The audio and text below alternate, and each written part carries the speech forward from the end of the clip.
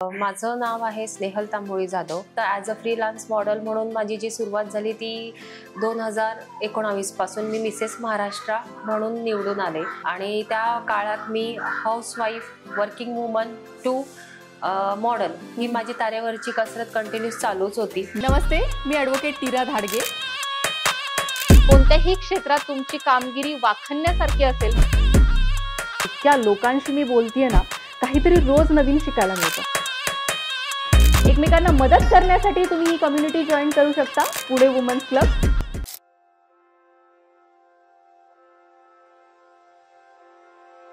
नमस्कार, मी ॲडव्होकेट नीरा धाडगे तुमचं सहर्ष स्वागत करत आहे पॉडकास्ट विथ नीरामध्ये। वेगवेगळे ब्युटी पॅजंट आजकाल आपण पाहत असतो आणि मी स्वतः 2-3 ब्युटी पॅजंट्सला आता प्रमुख पाहुणी म्हणून गेले होते। तिथलं जे वातावरण असतं किंवा जजेस जेव्हा मुलींना प्रश्न विचारत असतात तेव्हाचा जो काही माहोल असतो तो काहीतरी वेगळाच असतो आणि अशाच ब्युटी पॅजंटमध्ये पार्टिसिपेट करणाऱ्या लोकांना ग्रूम करणाऱ्या स्नेहल तांबोळी जाधव मॅम आज आपल्या बरोबर आहे। खूप छान वाटतं मॅम तुम्हाला आज इथे बघून आणि तुम्ही खूप छान दिसत आहात। ब्युटी पॅजंट मध्ये असायचा तो एक खूप चांगला फायदा आहे असं मला वाटतं की स्वतःचं ग्रूमिंग आपल्याला खूप छान करावं लागतं। तुमची आमच्या ऑडियन्सचं ओळख करून द्याल? माझं नाव आहे स्नेहल तांबोळी जाधव। बेसिकली मी राहणारी नाशिकची आणि माझी पूर्ण कर्मभूमी जी आहे ती पुण्यातली। तसं पाहिलं तर ॲज अ फ्रीलान्स मॉडेल म्हणून माझी जी सुरुवात झाली ती 2019 पासून मी मिसेस महाराष्ट्र म्हणून निवडून आले। 3,500 वोटिंग आणि त्या काळात मी housewife, working woman to model ही माझी तारेवरची कसरत कंटिन्यूस चालूच होती। कोविडच्या काळात जसे सगळ्यांचे जॉब गेले त्या काळात माझाही जॉब गेला। मी ॲज अ HR म्हणून कन्स्ट्रक्शन सेक्टरमध्ये काम करत होते आणि मग त्याच्यानंतर म्हणतात ना की स्वतःला ठेच लागली मग आपल्याला कळतं। तर त्यानुसार मग एक स्ट्रगलिंग पिरियडमध्ये जाता जाता मलाही स्ट्रगल मॉडेलसाठी काहीतरी करायचंय हा विचार डोक्यात घेऊन मी स्ट्रगल मॉडेलसाठी as a event organiser, as a shoot organiser म्हणून पुण्यात 2019 पासून कार्यरत आहे आणि 2019 ते 2024 पर्यंत मी 350 मॉडेल्सला प्लॅटफॉर्म दिलाय विथ ब्रँड। बापरे, येस। आणि ही सुरुवात अशी झाली की असं म्हणता येईल की काही डाऊनफॉल हा प्रत्येकाच्या आयुष्यात असतो। एक पर्टिक्युलर 2021ला माझ्या लाईफमध्ये डाऊनफॉल येऊन गेला आणि मग त्याच्यानंतर मी असंच माझ्या हजबंडशी चर्चा करत होते तर त्यांनी मला सांगितलं का तू ब्रँडचं काम शोधण्यापेक्षा स्वतः एक ब्रँड व्हायचा का बरं विचार करत नाही का, ज्याच्यामुळे तुला तर फायदा आहेच आहे पण तुझ्या निमित्ताने तुला दुसऱ्यांनाही काम देता येईल। बस तीच एक गाईडलाईन म्हणा किंवा एक फीड लाईन म्हणा डोक्यात बसली आणि 2019 पासून मी म्हणजे कोविड नंतर मी काम करायला सुरुवात केली। त्याच्यानंतर मला खूप चांगल्या ब्रँडच्या ऑपॉर्च्युनिटीज मिळाल्या। त्यात माझी सगळ्यात मोठी ऑपॉर्च्युनिटी ही गौरी ढोले पाटील मॅमनी कलाग्रामसाठी दिली। त्याच्यात माझे जवळपास 110 होर्डिंग्स ऑल ओव्हर पुण्यामध्ये लागले आणि मी कलाग्रामचं फेस ऑफ कलाग्राम म्हणून ऑल ओव्हर पुण्यात ओळखू जाऊ लागले।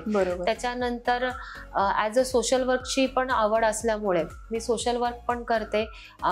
वडगाव बुद्रुक इथे आजोळा नावाची संस्था आहे, तिथे मी 17 मुलांना दत्तक घेतलेलं आहे।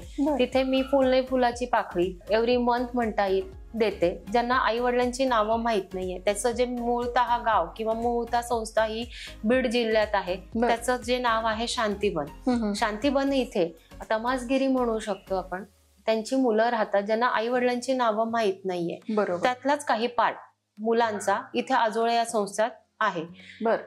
या वर्षी मला बॉबी कर्णाणी मॅमनी VNWCनी Guinness book of world record मला दिलेला आहे, London book of world record. तसंच फिरोज सरांनी मला India book of world record दिलेला आहे। बापरे, अशा प्रकारे माझं हे वर्किंग चाललेलं आहे। तसंच कॅलेंडर शूट आहे, मी PNG साठी काम करते। तसंच जर आज सिटी पोस्टला तुम्ही मुळचंदला गेलात तर तिथेही माझे तुम्हाला होर्डिंग्स बघायला मिळतील। नक्षत्र आहे, नक्षत्र म्हणून जे साडींचं नऊवारी साड्यांचं पॉप्युलर शोरूम आहे तिथे माझे होर्डिंग्स तुम्हाला बघायला मिळतील। अशा प्रकारे वेगवेगळ्या ब्रँड्स, मनीयुक्ता झालं, ॲटिट्यूड झालं, असे क्लोदिंग ब्रँड साठी पण मी काम केलेलं आहे। आणि आता जस्ट लास्ट मंथला सोनचाफा इथे ऑल ओव्हर महाराष्ट्रात माझ्या ब्रांचेसची माझी ऍड जी आहे ती रिलीज झालेली आहे। मस्त मस्त। एका ब्युटी पॅजंट मधून तुम्ही इतक्या साऱ्या ब्रँड्सला जोडल्या गेला आणि इतक्या सगळ्या ब्रँड्सचं तुमच्याकडे काम आलं Yes. ही खूप वेगळी गोष्ट आहे. म्हणजे मला आधी वाटायचं की फक्त सौंदर्य किंवा रॅम्पवर चालणं हीच गोष्ट फक्त त्याच्यामध्ये शिकायला मिळते. नंतर मग माझं असं झालं की हा बाबा ग्रूमिंग पण आहे किंवा फॅशन इंडस्ट्री आहे किंवा मेकअप इंडस्ट्री आहे, पण त्याच्याबरोबर तुम्ही हे जे मॉडेलिंग फॅशनचं जे काम आहे त्याच्यामध्ये प्लस पुण्यातल्या पुण्यात सुद्धा तुम्हाला इतके ब्रँड्स ओळखतायत. तर मला असं वाटतं की तुम्ही ज्या व्यक्ती या ब्युटी पॅजंट इंडस्ट्रीमध्ये येत आहेत त्यांनी इथपर्यंत कसं पोहोचावं असं तुम्हाला वाटतं? बेसिकली जो मागे आत्ता 1-2 मिनिटापूर्वी जसं मॅम मी तुम्हाला बोलले का मॉडेलिंग सेक्टर हे खूप व्हास्ट आहे आणि आपण महाराष्ट्रीयन आहोत. त्याच्यानंतर काही ठिकाणी मुलींना हे सांगितलं जातं किंवा हा एक फोबिया म्हणूया की मॉडेलिंग सेक्टर हे वाईटच आहे. तर मी एक मॉडेल किंवा as a Mrs Asia universe म्हणून सगळ्या मुलींना सांगेल का नाही, मॉडेलिंग सेक्टर हे वाईट नाही. मॉडेलिंग सेक्टर हा जरी एक झाड असलं तर त्याला पूर्णपणे फैलवणाऱ्या जशा पिंपळाला वडाला फांद्या असतात तशा फांद्या आहेत, वेगवेगळे सेक्टर आहेत. तुम्ही मॉडेलिंग सेक्टरला मेकअप आर्टिस्ट म्हणून काम करू शकता, ड्रेस डिझायनर म्हणून काम करू शकतात, ग्रूमर म्हणून काम करू शकतात. ग्रूम करणं ही पण एक खूप छान कला आहे, कारण मॉडेलला जसं आपण कॉलेजमध्ये जातो, स्कूलमध्ये जातो तर आपल्याला शिकवणारा एक शिक्षक आहे, राईट. तसं जेव्हा मी एक मॉडेल होती, एक स्ट्रगलिंग, तेव्हा मला ग्रूम करणारं सुद्धा कोणी होतं, स्नेहल अशी ऊट अशी बैस. तर हे ग्रूमिंग पण हे खूप मॉडेलिंग सेक्टरमध्ये महत्वाचं आहे आणि आजकाल असं काहीच राहिलेलं नाहीये. 2019ला जेव्हा मी या सेक्टरला पदार्पण केलं तेव्हा आमच्या वेळी मी स्वतः म्हणेल का खूप टफ कॉम्पिटिशन होतं, पण आजकाल प्लस साईज मॉडेल सुद्धा म्हणजे पूर्ण महाराष्ट्र गाजवू शकते किंवा येऊ शकते, ती एखादा ब्रँड रिप्रेझेंट करू शकते. आणि असं काहीच नाहीये की बॉडी एक्सपोज करणं गरजेचं आहे. जर तुम्ही माझे शूट्स पाहिले तर खूप क्वचित एखादा तुम्हाला वेस्टर्न शूट दिसेल, फुल्ली एथोनिक आणि पूर्ण नऊवारीमध्ये झाकलेली. जर मी आज अभिमानानं सांगेल पूर्ण महाराष्ट्रीयन मॉडेल म्हणजे स्नेहल तांबोळी जाधव आहे. कधी आज पूर्ण नऊवारीमध्ये पूर्ण शरीर झाकलेला जर एक मॉडेल म्हणून पुढे जाते तर मला स्वतःचा एक अभिमान आहे, एक महाराष्ट्रीयन म्हणून पण अभिमान आहे. हा जे डोक्यात लोकांच्या बसलेलं आहे की नाही मॉडेल म्हणजे बॉडी एक्सपोजच करणं, मॉडेल म्हणजे तुम्हाला शरीर प्रदर्शन केलंच पाहिजे. तर माझं एक स्वतःचं वैयक्तिक मत आहे सगळ्या लेडीजला की नाही, जर तुमच्यात गट्स आहे, जर तुम्ही पुढे जाऊ शकता तर असं काही गरजेचं नाहीये. तुम्हाला योग्य त्या ठिकाणी नाही म्हणता आलंच पाहिजे. असं काही तिथे त्या सेक्टरमध्ये कोणाची जबरदस्ती नसते का नाही तुम्ही हे केलंच पाहिजे. जर तुम्ही ठाम मत आहे आणि तो खरंच तुम्हाला माहिती आहे का मी इथे चुकीची नाहीये किंवा मी बरोबर पुढे जाऊ शकते तर डेफिनेटली यू मूव्ह ऑन. आणि तसंच करता करता मी आज मिसेस महाराष्ट्राचे Mrs Asia universe 3 rounds clear आणि तेही इंटरनॅशनल लेवलला पोहोचणं माझ्यासाठी मुलीसाठी हे अवघडच काम होतं, पण डेफिनेटली मी पोहोचले आणि अचीव्ह केलं. कारण कंटिन्युटी एखाद्या कामात खूप गरजेचं आहे का नाही मी हे करू शकते, मला हे करायचंच आहे, ते फॉलो मी करू शकते. मग तो डाएट आला, तुमचं एक्सरसाइज आलं, तुमचं स्वतःचं केअर आलं. जसं तुम्ही रोज जेवता, जसं तुम्ही रोज ऑफिसचा डब्बा तुमच्या हस्बंडसाठी तयार करतात, तसं सेल्फ लव्ह तुम्ही स्वतःवरती प्रेम करायला शिकणं खूप गरजेचं आहे. मग माझा केस हा पांढरा झालाय तर का पांढरा झाला तर ती चुनचुन इथे लागली पाहिजे. जोपर्यंत ही चुनचुन लागत नाही तोपर्यंत तुम्ही मॉडेलला पण येऊ शकत नाहीये. तुम्ही ज्या वेळेस स्वतःला प्रेम करता, स्वतः छान दिसायचा प्रयत्न करता, तेव्हा तुम्ही डेफिनेटली ऍज अ मॉडेल नाही मॉडेलच्याही पुढे जाऊ शकता. हा माझा स्वतःचा एक एक्सपिरियन्स मी सांगू शकते तुम्हाला. मस्त मस्त. जसं तुम्ही सांगितलं 4-5 डाऊनफॉल तुमच्या आयुष्यामध्ये आली आणि लास्ट इयर तुमचं खूपच गडबड झाली, तर त्याच्याबद्दल आम्हाला ऐकायला आवडेल. 2024 सप्टेंबरमध्ये माझे हस्बंड ऍडमिट होते सह्याद्रीला आणि नेमकी माझी इंटरनॅशनल मिसेस एशिया युनिव्हर्सिटीची डेट डिक्लेअर झाली.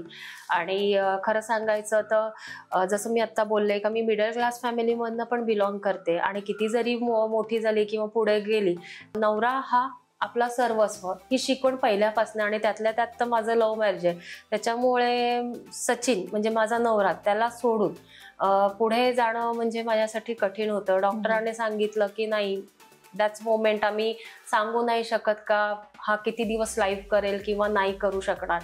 अशा वेळेस मी सचिनच्या समोर उभी राहिले आणि म्हटलं आता काय करू. तर त्यावेळेस सचिननी फक्त हातात हात घेऊन एकच वाक्य मला सांगितलं, या गोष्टीची तू आज गेली 4 वर्ष वाट बघतीये, आज कुठेतरी तुला ब्रँड व्हायचंय आणि तू जा, मी आहे. तर त्यावेळेस सगळ्या गोष्टी निग्लेक्ट करून, डिनाय करून ऑन स्टेज स्वतःला हसतमुखांनी रिप्रेझेंट करणं हे माझ्यासाठी अग्निपरीक्षेपेक्षा कमी नव्हतं. कारण की रोजचा फोन की सचिनची तब्येत कशी आहे, तर कधी आज सचिन म्हणजे इथपर्यंत सांगते फ्रंट ऑफ कॅमेरा की उद्या सचिन अलाइव्ह आहे की नाही ही सुद्धा मला गॅरंटी नसताना सुद्धा मी ते फेस करत होते. आणि सचिन प्रत्येक वेळेस मला हेच सांगायचं, स्नेहल तुला जिंकायचंय, तुला रिकामा हात नाही यायचंय. तर फ्रंट ऑफ कॅमेरा हे पण सांगेल का हा रोल पण खूप महत्वाचा असतो लाईफ पार्टनरचा. बरोबर. आणि ती माझ्यासाठी एक मोठी अग्निपरीक्षा होती. मी डेटही सांगते, 24 सप्टेंबरला मी इकडनं दिल्लीला गेले आणि पहिला कॉल, आणि तेव्हा सचिन अनकॉशियस होता आणि माझा पहिला राऊंड. मी सगळ्या होप सोडून दिल्या होत्या आणि तिथे जे ग्रूमर आहेत ते मला होप देत होते की नाही स्नेहल तुला पुढे जायचंच आहे. माझ्या ज्या काही कलिग्स होत्या त्या मला सांगत होत्या नाही स्नेहल सब ठीक हो जाएगा, सगळ्या गोष्टी आहे. आणि जेव्हा संध्याकाळी मी त्याला लाईव्ह पाहिलं तेव्हा कुठे जीवात जीव आला आणि तेव्हा पण तो सांगत होता स्नेहल बेस्ट ऑफ लक, तुला जायचंय. तेव्हा मी हे शब्दात सांगणं कठीण आहे का लाईफ पार्टनर स्तंभासाठी कसा उभा राहतो ते मी यावेळेस सचिनला खरंच पाहिलं. म्हणजे त्यावेळेस जे 100 भांडणं असतात ते विसरून एक लाईफ पार्टनर अशा मोमेंटला कसा उभा राहू शकतो हे माझ्या सचिनचं खरंच उदाहरण होतं. तो बोलला काळजी करू नकोस, मी आहे, तू जा. आणि जसं मी क्राऊन घेतला आणि जी मी धावत पळत त्याला लाईव्ह सिच्युएशन मध्ये पाहिली आणि त्याला जो आनंद झाला हे शब्दात सांगणं कठीण आहे. आणि ही माझ्यासाठी खूप मोठा एक डाऊनफॉल म्हणा किंवा एक अग्निपरीक्षात सांगता येईल. कारण ही परीक्षा कुठल्याही मॉडेलच्या आयुष्यात म्हणण्यापेक्षा कुठल्याही स्त्रीच्या आयुष्यात येऊ नये का नवरा मरणाच्या दारात आहे आणि तिला स्वतःला वर्क बोर्डवर उभं राहणं स्टेफला, ही सिच्युएशन खूप कठीण आहे. एवढ्या इंटरव्ह्यूज किंवा एवढ्या मी पॉडकास्ट करून आहे ना मला ही गोष्ट पूर्णपणे लक्षात आलेली आहे की घरचा पाठिंबा तर हवाच हवा. त्याच्याबरोबर तुमच्या हजबंडनी तुमच्याबरोबर उभं राहणं ही खूप मोठी गोष्ट आहे. सक्सेसफुल वुमन जर तुम्हाला बनायचं असेल आणि घराची जबाबदारी आपल्यावर घ्यायची असेल किंवा स्वतःच्या करिअरमध्ये काहीतरी करायचं असेल तर जसे स्नेहल मॅमच्या मागे सचिन सर उभे राहिले तसेच तुमच्या घरचे लोकही तुमच्या मागे उभे राहावे आणि त्यांची कारकीर्द जशी पुण्याभर झळकतीये तशी तुमची जगभर झळकावी असं मला वाटतं. थँक्यू सो मच आज इथे आल्याबद्दल. Thank you so much.